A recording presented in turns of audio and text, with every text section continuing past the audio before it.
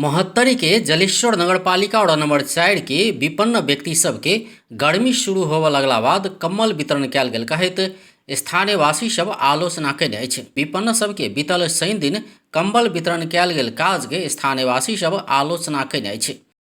कम्बल वितरण भइरहेछ त्यो उहाँको वार्ड अध्यक्षलाई म एउटा प्रश्न सोध्न चाहन्छु कि यति गर्मीको मौसममा चिसोको मौसम हुँदा जनता त्यहाँ मरिरहेको थियो, त्यो समयमा एउटा डेउरा पनि उहाँले वितरण गर्नु भएन, तर यति गर्मीको महिनामा कम्बल वितरण गरिदिन्छ। उहाँसँग मेरो एउटा प्रश्न यो छ कि पंखा बाँट्ने कि कम्बल बाँट्ने? यो त मूर्खतावाला कुरा छ। के भन्छ, गर्मीमा आएर कम्बल बाँट्ने के प्रयोजन के होला? मलाई एउटै प्रयोजन लाग्छ कि यसमा भ्रष्टाचारको पुरै भ्रष्टाचार यसमा हेराइरहेको छ। नत्र यो यत्रो महिना यत्रो चिसो भयो, यत्रो के भन्छ मौसम खराब भयो, त्यो बेलामा कम्बल आएन गरिब जनताको लागि, दलितको लागि। गर्मी जरा मौसमको बेलामा एउटा लकडी पनि बाँट्नु भएन। अहिले गर्मी 40 डिग्री सेल्सियसको गर्मीमा अहिले कम्बल बाँटिरहेछ। पंखा बाँट्नको बेलामा त्यो अध्यक्षजीले त्यो कम्बल बाँटिरहेछ।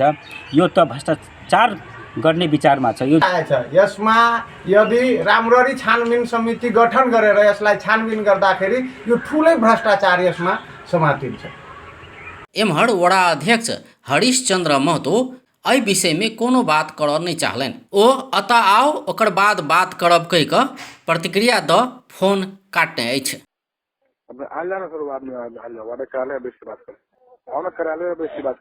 यद्यपि वड़ा अध्यक्ष महतो कम्बल वितरण की योजना पुराने भेलो पर सब प्रक्रिया पूरा करब विलम्ब भेला सँ विलम्ब कऽ कऽ वितरण करऽ पड़ल बतबैत आबि रहल छथि।